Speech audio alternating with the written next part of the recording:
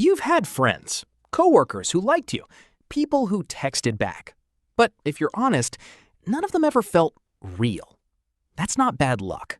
Psychology says it's something else entirely. Here's the truth most people won't tell you. You've never had a real friend because you've spent your whole life mistaking proximity for connection. And once you see the difference, you can't unsee it. 1. You confuse familiarity with closeness. You've known people for years. Same job, same group chat, same birthday parties, and it still feels hollow. That's because time doesn't build intimacy. Vulnerability does. Psychologists call this the mere exposure trap. Basically, it means the more we see someone, the more comfortable we feel around them, even if we've never actually opened up. Think about it. You can recite someone's coffee order, their weekend plans, the name of their dog, and still have no idea what actually keeps them up at night. That's not friendship. That's just repetition wearing a friendly face. But it gets deeper than that. 2. You've been performing, not connecting. Every group you've been in, you adjusted, toned down the weird parts, smiled at jokes that weren't funny. You got so good at fitting in, you forgot what showing up as yourself even feels like. And here's the cruel part. The version of you that made all those friends wasn't fully you. So even your closest relationships were built on a slightly edited version of a person. No wonder they never felt solid. This is where it starts to hurt. 3. You've mistaken loyalty for love.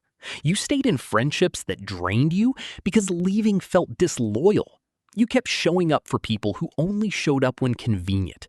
Psychology calls this relational inertia. Basically, it means we stay in familiar bonds simply because ending them feels harder than enduring them. So you filled your life with people you tolerated and called it a friend group. And somewhere in there, without noticing, you started keeping score, quietly logging every time you showed up and they didn't, every effort that went one direction. That imbalance became the blueprint for what you thought friendship was supposed to feel like, unequal and exhausting. And that's when the real damage happens. 4. Every one of those imbalances got filed away as evidence against you. Not that friendship was one-sided, but I must be hard to love. Not they weren't showing up, but I'm somehow too much or not enough. Psychologists call this attribution bias. Basically, it means when things go wrong, we default to blaming ourselves instead of the situation, especially after it happens enough times to feel like a pattern.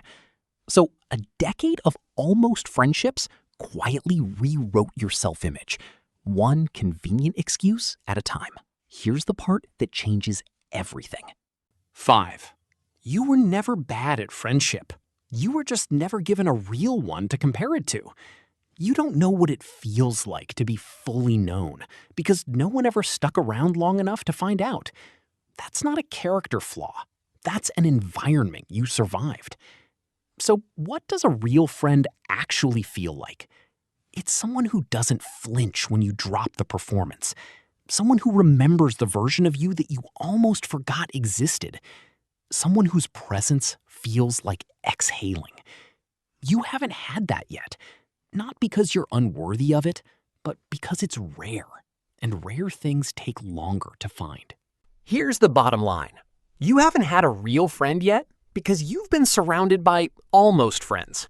Familiar faces, convenient bonds, people who liked the edited version of you. That's not failure.